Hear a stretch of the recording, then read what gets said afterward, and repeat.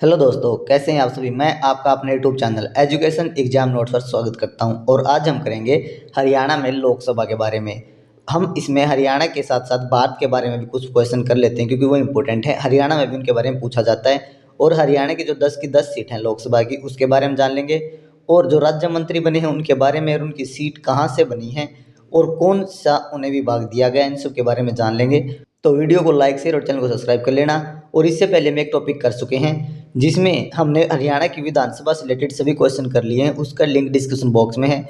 और हरियाणा के 22 जिलों को भी डिस्क्रिप्शन बॉक्स में वीडियो है और पीडीएफ है, वहाँ से ले सकते हो। तो चलिए वीडियो स्टार्ट करते हैं।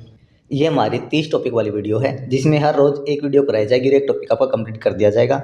और ये हमारी सेकंड वीडियो है। पहली वीडियो हमारी विधानसभा है हरियाणा की, उसमें कंप्लीट विधानसभा के बारे में डिटेल दे दी गई है, तो उसे देख लेना। डिस्क्रिप्शन बॉक्स में लिंक है और हरियाणा के 22 जिलों की पीडीएफ और वीडियो डिस्क्रिप्शन बॉक्स में लिंक है, आप वहाँ से ले सकते हो। तो इसमें हम हरियाणा राज्य में लोकसभा के योगदान के बारे में जानेंगे। उससे पहले मैं आपको बता दूं कि हरियाणा राज्य में 2026 के अंदर परसिमन लाया जाएगा। परसिमन मतलब बदलाव किए जाएंगे जनसंख्या के आधार पर कि हरियाणा में कितनी जनसंख्या के आधार पर सीटों का बंटवारा होगा। विधानसभा की सीटें जो वर्तमान में 90 है ना, ये 126 हो जाएंगी और लोकसभा की सीटें जो 10 हैं वर्तमान में 14 हो जाएंगी। ये 2026 में लाया जाएगा और हरियाणा के अंदर 2029 में इलेक्शन होंगे, तो 2029 वाले इलेक्शन में ये लागू हो जाएगा भाई।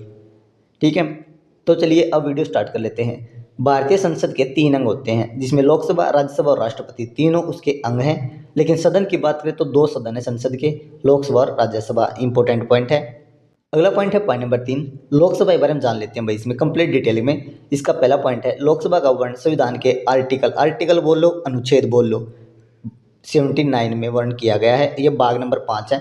देखो भाई, कुल भाग की बात करें तो 25 हैं और यदि मुख्य भागों की बात करें तो 22 हैं। ये इंपॉर्टेंट है, मुख्य भाग 22 हैं और कुल भागों की बात करें तो 25 हैं। और जो लोकसभा का वर्ण है भाग 5 में किया गया है। अगला पॉइंट है पॉइंट नंबर 2, लोकसभा को निचला सदन कहा जाता है, निम्न सदन भी कहा जाता है। लोकसभा का गठन 17 अप्रैल 1952 को किया गया था। पॉइंट नंबर 3 है वर्तमान में संविधान के अनुसार लोकसभा के अधिकतम सदस्यों की संख्या 550 है। देखो भाई, पहले लोकसभा जो अधिकतम सदस्यों की संख्या 552 होती थी। 104वां संविधान संशोधन हुआ 2019 में। ये 2019 में संविधान संशोधन है जो कब हुआ, 2020 में हुआ भाई, ये जनवरी 2020 में। इसके द्वारा 2 एंग्लो इंडियन सदस्य होते थे जो राष्ट्रपति के द्वारा मनोनीत किए जाते थे, उसे समाप्त कर दिया भाई। तो अब कितने रह गए, अब रह गए 550। 552 में से 2 हटा दिए, 550 रह गए अधिकतम सदस्य संख्या। अगला पॉइंट है पॉइंट नंबर 4, लोकसभा के सदस्यों का चुनाव सार्वभौमिक मताधिकार के द्वारा किया जाता है, मतलब जनता के द्वारा चुनाव किया जाता है। अगला पॉइंट है पॉइंट नंबर 5, संविधान के अनुसार लोकसभा में 530 सदस्य राज्यों से और 20 सदस्य केंद्र शासित प्रदेशों से शामिल होते हैं। वर्तमान में 543 हैं, 530 राज्यों से हैं और 13 सदस्य केंद्र शासित प्रदेशों से हैं भाई। ठीक है, ये 13 कर लेना। ठीक है, पीडीएफ होगी ना, उसमें मैं ठीक करके दे दूंगा, कोई दिक्कत नहीं है। अगला पॉइंट है पॉइंट नंबर 6, लोकसभा का कार्यकाल 5 वर्ष का होता है भाई, किंतु राष्ट्रपति की सलाह पर इसे पहले ही भंग किया जा सकता है। वर्तमान में 18वीं लोकसभा 2024 में कौन सी है, 18वीं लोकसभा चली हुई है। 5 साल का कार्यकाल है, पहले भी हो सकती है।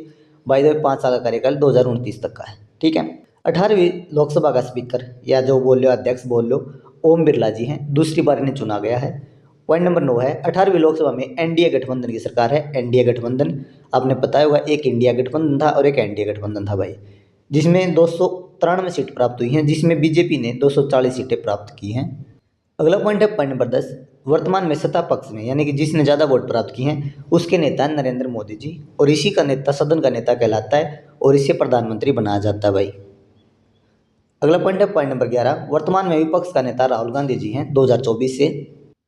पॉइंट नंबर 7, देखो भाई हरियाणा में लोकसभा, इसमें हम हरियाणा में लोकसभा के बारे में पढ़ेंगे कि हरियाणा में कितनी सीटें लोकसभा की हैं, कब कितनी बनी, आगे कितनी बन सकती हैं।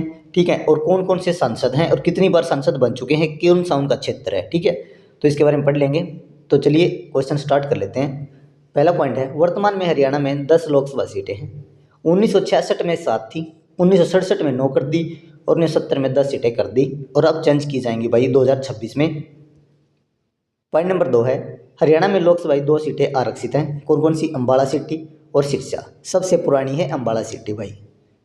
अगला पॉइंट है पॉइंट नंबर 3, हरियाणा में लोकसभा की सबसे बड़ी सीट भिवानी महेंद्रगढ़ है, सबसे बड़ी सीट है क्षेत्रफल के हिसाब से, और सबसे छोटी कौन सी है, फरीदाबाद।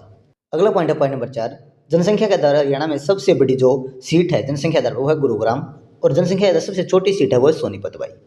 ठीक है। अगला पॉइंट है पॉइंट नंबर 5, हरियाणा राज्य में 18वीं लोकसभा में 3 सांसदों को राज्य मंत्री बनाया गया है।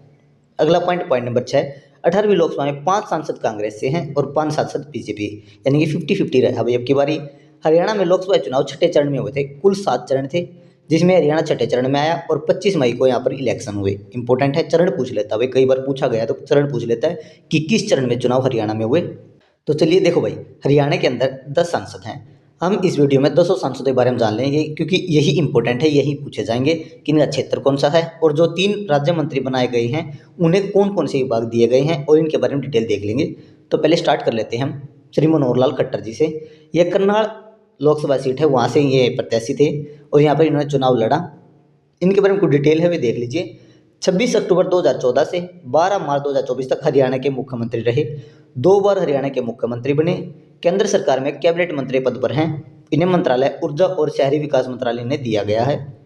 अगला पॉइंट है पॉइंट नंबर 2, ये भाई 5 हम पहले बीजेपी के करेंगे और 5 फिर हम कांग्रेस के करेंगे। इंपॉर्टेंट है, पहले 5 बीजेपी के, अंतिम 5 कांग्रेस के। पॉइंट नंबर 2 है राव इंद्रजीत सिंह, ये गुरुग्राम लोकसभा सीट से हैं। इनका चित्र है, जैसे मैंने गुरुग्राम जिला कराया ना, उसमें इनका कंप्लीट बता भी रखा है। आप वो जिले वाली वीडियो देख लेना, उसमें कंप्लीट है, पीडीएफ भी दे रखी है भाई, सब कुछ बता रखा है डिटेल में। पॉइंट नंबर 1 है हरियाणा के पूर्व मुख्यमंत्री राय वीरेंद्र सिंह थे, ये उनके पुत्र हैं। लगातार 5 बार और कुल 6 बार सांसद बन चुके हैं।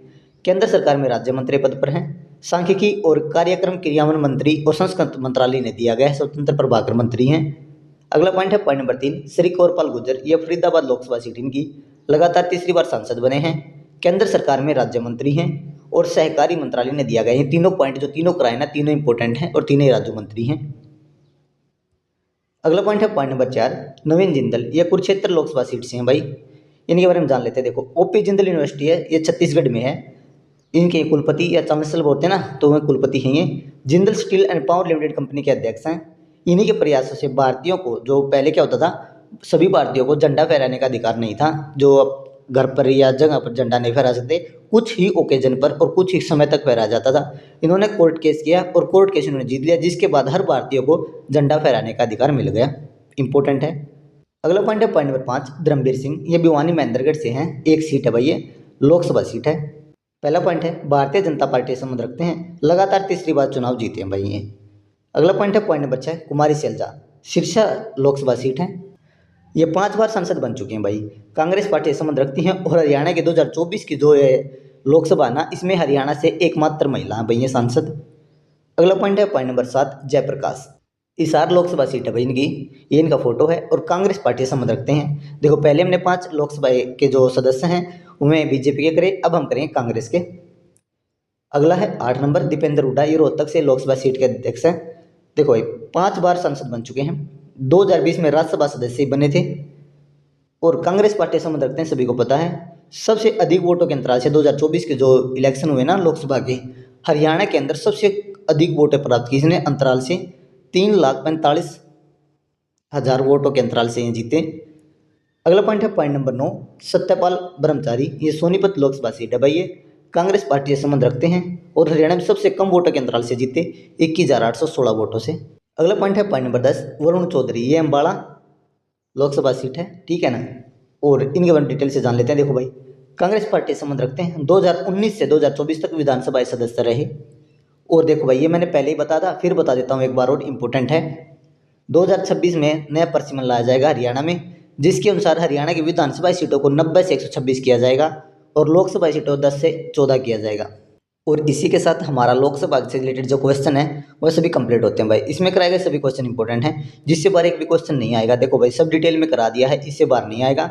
ये क्या करना, आपको 10 के 10 सांसद याद कर लेने, उनका क्षेत्र याद कर लेना और जो 3 राज्य मंत्री बनाए हैं उनके बारे में जान लेना भाई। इंपॉर्टेंट पॉइंट है, पूछ सकता है भाई बार बार। यहाँ से क्वेश्चन 1 आएगा या 2 आएंगे, ज़्यादा नहीं आएंगे, लेकिन 1-2 इंपॉर्टेंट है, कर लेना। और हरियाणा के यदि आप 22 जिलों की वीडियो चाहते हैं ना, तो डिस्क्रिप्शन बॉक्स में लिंक है, वहाँ से देखना, जिसमें हर जिले को डिटेल में कराया गया है। पीडीएफ भी दे रखी है, वो भी कर लेना। और यदि पहले वाली वीडियो नहीं दिखी है, जिसमें हरियाणा की विधानसभा से रिलेटेड सभी क्वेश्चन, सभी जितने कैबिनेट मंत्री बने सभी करवाए गए भाई, तो वीडियो को लाइक कर लेना, चैनल सब्सक्राइब कर लेना और मिलते हैं एक नए टॉपिक के साथ। Thank you.